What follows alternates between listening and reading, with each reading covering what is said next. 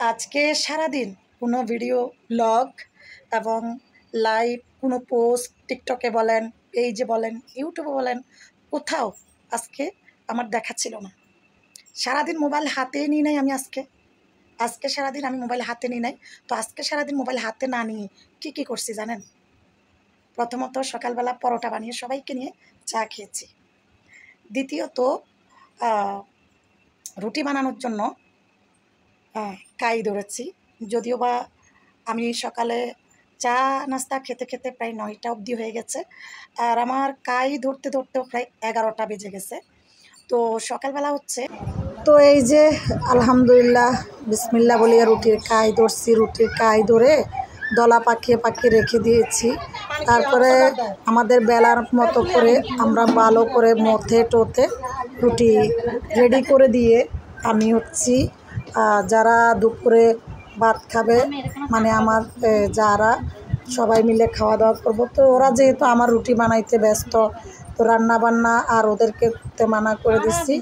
আমি বিরিয়ানি পাকাইছি, ওদের জন্য এক পাতিল আলাদা করে পাকাইছি, আমাদের জন্য এক পাতিল আলাদা করে পাকাইছি।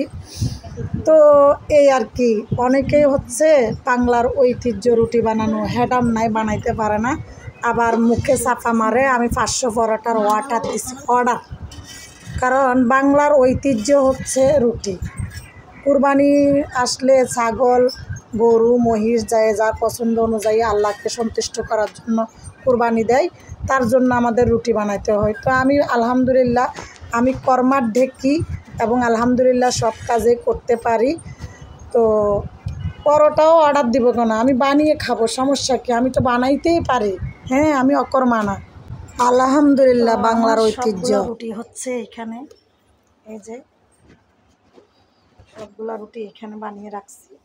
যদিও বা অনেকগুলো রুটি আমার ভাইয়ের বউ পোড়ার সময় পুড়ে মানে দাগ লাগাই ফেলছে, তারপর রুটি বানিয়েছি। এবং এই হচ্ছে আমার রুটি বানানো কমপ্লিট হয়েছে।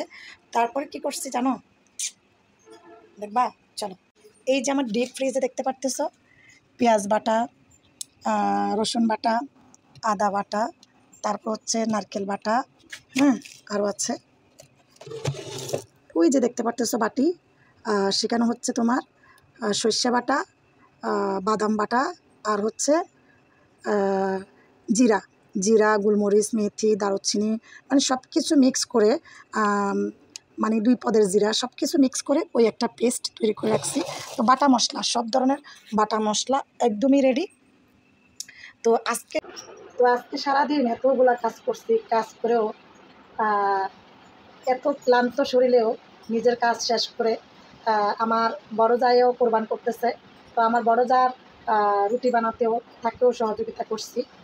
তো আমাদের রুটিগুলো সাধারণত আমার ছোটো জা, শাশুড়ি, আমার ননাস এবং আমার একটা ভাগ্নি সম্পর্কে, হ্যাঁ, আমার ছোটো ভাইয়ের বউ, এরা সবাই মিলে আমাকে সহযোগিতা করছে।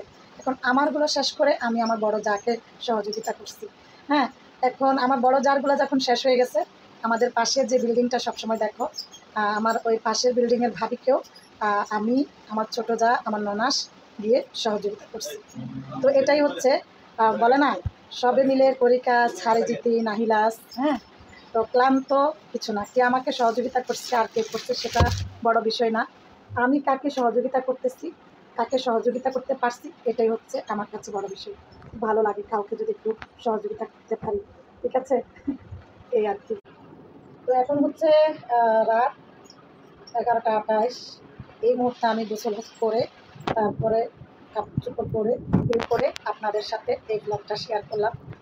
তো ঠিক আছে, আমার এই ব্লগ দেখার পরে যদি ভালো লাগে লাইক, কমেন্ট, শেয়ার করে সহযোগিতা করবেন। যারা পেজ থেকে দেখবেন, ফলো না করলে ফলো করবেন, ইউটিউব থেকে দেখলে ফলো না করলে ফলো করবেন, এবং টিকটক থেকে দেখলে ফলো না করলে ফলো করবেন। আর টিকটক ফলো এবং পেজ ফলো, আর ইউটিউব সাবস্ক্রাইব করে সহযোগিতা করবেন। ওকে, ভালো থাকুন, সুস্থ থাকুন, আল্লাহ হাফেজ। সবাইকে ঈদ মোবারক। সবার ঈদ যেন ভালোই কেটে যায়। এই কোরবানির ঈদে যত কোরবানি তারাও মাংস খেতে পারে, এবং যারা কোরবানি করে নাই তারাও যেন খুব তৃপ্তির সাথে মাংস খাওয়ার সুযোগ সুবিধা পায়। ওকে, আল্লাহ হাফেজ, আসসালামু আলাইকুম।